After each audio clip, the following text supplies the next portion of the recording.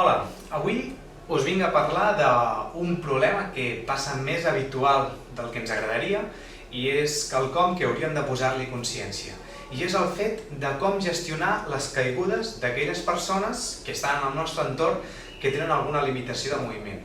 Normalment acostumen a ser la gent gran, familiars que tenim a casa o familiars que viuen a casa seva i ens truquen perquè s'han caigut.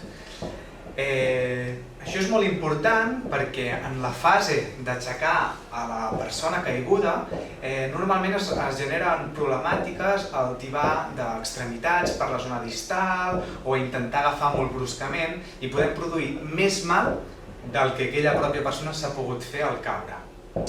Cal dir que un cop arribem a la zona o veiem la persona que s'ha caigut, primer hem d'avaluar si hi ha un nivell de consciència correcte, si tot està bé, per evitar augmentar la problemàtica i en el cas que hi hagi qualsevol cosa que ens faci dubtar, trucar a emergències que vindrien a socórrer. Encara així, si trobem que la persona, en aquest cas accidentada, es troba bé però té una complicació a l'aixecar-se, hem de seguir uns petits passos i és respectar el propi moviment de la persona que s'ha caigut i confiar en la seva pròpia força per ajudar-lo a aixecar. Mai intentar agafar de cop, agafant per axil·les, estivant de braços o arrossegant, perquè podem generar més mal. Llavors, us vaig explicar una miqueta les fases en les que es basaria això. Normalment, quan una persona cau, persones grans o persones amb alguna discapacitat en el moviment, normalment o cauen cap per dalt o cauen cap per baix.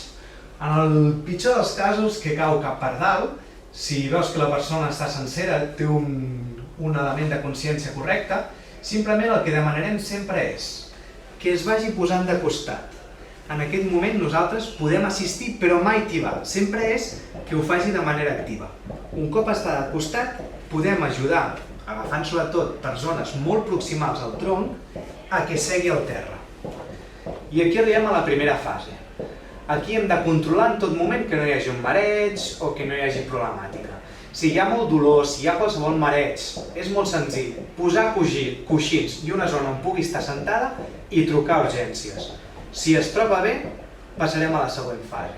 La següent fase és que aquesta persona, a poc a poquet, demanar-li que es posi a 4 grapes. Encara que sembli una posició molt difícil, és una posició que la gent gran és més capaç de poder fer amb tranquil·litat. Un cop assumeix aquesta quadrupèdia, un cop aconseguim que es posi 4 grapes, ja comencem a agafar més protagonista nosaltres com a cuidadors. Li podem portar una cadira o algun element en què es pugui recolzar i guiant aquesta persona perquè s'agafi com a punt de recolzament, li demanarem que es posi en una posició que anomenem la posició de caballero, que és amb un genoll a terra i l'altre a dalt. Un cop ja hem aconseguit que arribi en aquest moment i que estigui la persona estable, aquí sí que podem donar una petita ajuda, repeteixo sempre, agafant per zones el més proximal al tronc possible i demanar-li que posi l'altre peu i s'aixeca.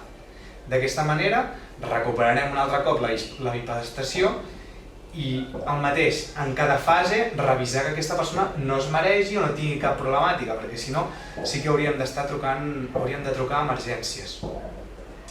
En cap cas forçar una situació dubtosa per nosaltres en què li pugui passar alguna cosa a aquella persona.